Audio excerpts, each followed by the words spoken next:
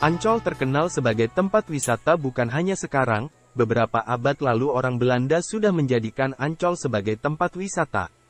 Asal-usul kata, Ancol, tidak bisa dipastikan dari mana. Menurut KBBI, Ancol adalah tanah yang menjorok ke laut atau tanjung. Ada juga yang mengartikan sebagai tanah berpayau-payau. Zaman VOC orang Belanda menamakan sebagai Zoutelande yang artinya, tanah asin, pada pantai Ancol. Naskah Sunda kuno abad ke-15, Carita Parahyangan digambarkan bahwa Ancol dulunya lokasi medan perang masa pemerintahan Raja Sunda, Prabu Surawisesa, tahun 1521 sampai tahun 1535.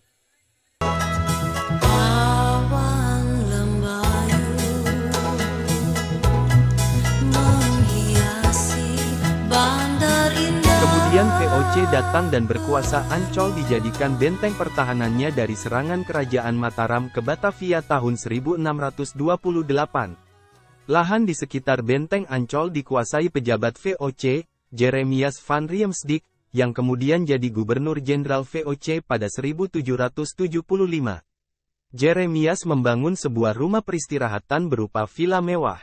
Kemudian orang-orang kaya VOC lainnya, termasuk Gubernur Jenderal VOC Adrian Falkenier, tahun 1737 sampai tahun 1741, ikut membangun villa di sana. Pembangunan Ancol berkembang pesat. Dibangun kanal menghubungkan Ancol ke pusat kota Batavia agar dapat dilayari perahu.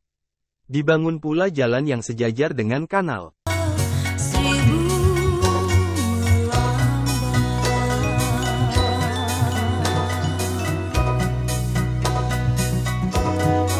Karena wabah malaria melanda Batavia awal abad 19, orang-orang Belanda takut berkunjung ke Ancol. Kemudian Gubernur Jenderal Hindia Belanda, Herman Willem Daendels, tahun 1808 sampai tahun 1811, menghancurkan seluruh bangunan termasuk Kastel Batavia dan sederet villa mewah Ancol di Oud Batavia, Batavia Lama. Selanjutnya Daendels mendirikan dan memindahkan pusat pemerintahan dari Oud Batavia, Batavia Lama, menuju Neo Batavia, Batavia Baru, di Weltervreden, atau yang dikenal dengan kawasan di sekitar Lapangan Banteng. Ancol menjadi kawasan terlupakan untuk waktu lama dan menjadi hutan belukar sarang monyet.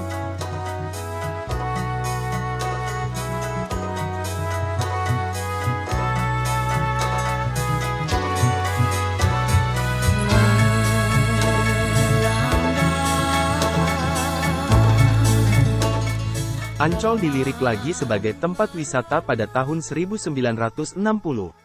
Oleh Presiden Soekarno dibentuk panitia pembangunan proyek Ancol yang diketuai Gubernur DKI. Ditunjuk perusahaan Prancis Compagnie Industriale de Travaux, Citra, sebagai penanggung jawab proyek Ancol.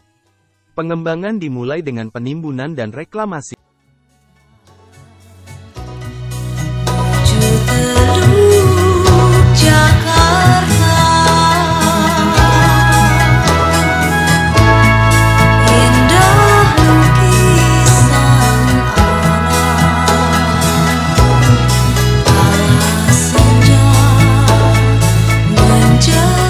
Tahun 1992 pengembangan Ancol diserahkan ke PT Pembangunan Jaya Ancol yang sahamnya dikuasai 72% oleh pemerintah Provinsi DKI Jaya.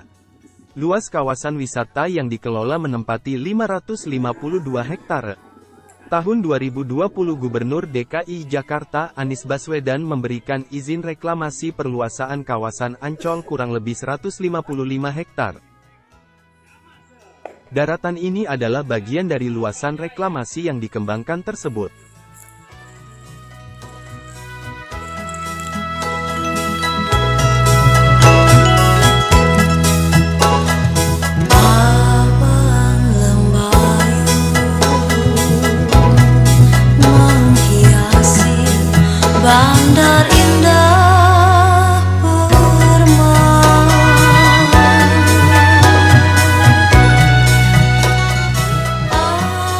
Reklamasi pengembangan Ancol bukan hal baru. Dari citra satelit berikut ini tampak perubahan luasan daratan Ancol bagian timur, karena terus direklamasi sejak tahun 1985 hingga tahun 2022.